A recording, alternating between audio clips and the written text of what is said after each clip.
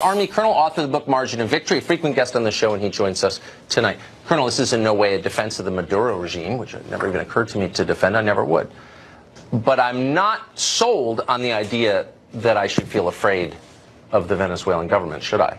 Well, keep in mind, first of all, we have the Washington War Lobby, which is bipartisan and has decided we should intervene there.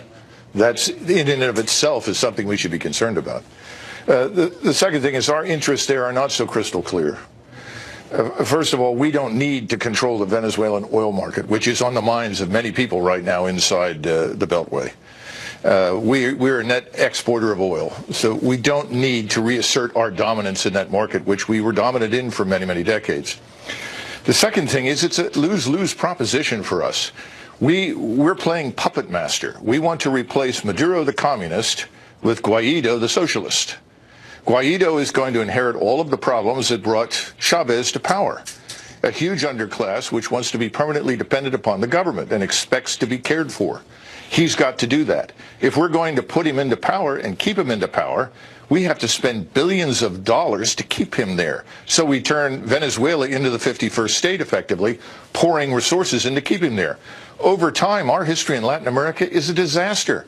We will incur the hostility of the population. They'll want us ultimately to leave. And if he is viewed as a puppet, he's going to have trouble lasting. So I've done, I don't know, 50 interviews with people on the subject of immigration. You say, well, why should the United States absorb a third of the population of El Salvador?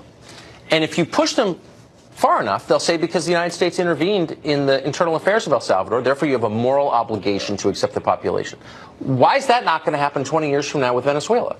Well, first of all, we don't know what will happen in 20 years, exactly. Except that in 20 years, Venezuela is going to look a lot like it does today, contrary to popular belief. And our intervention there isn't going to change a damn thing.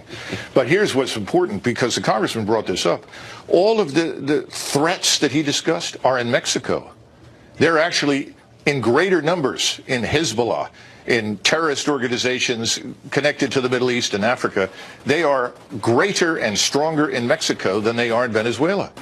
The Venezuelan army transships drugs. Wait, you're not allowed to criticize Mexico. Well, we're doing it. The Venezuelan army transships drugs to Mexico. They work with the Mexican cartels to ship those drugs into the United States.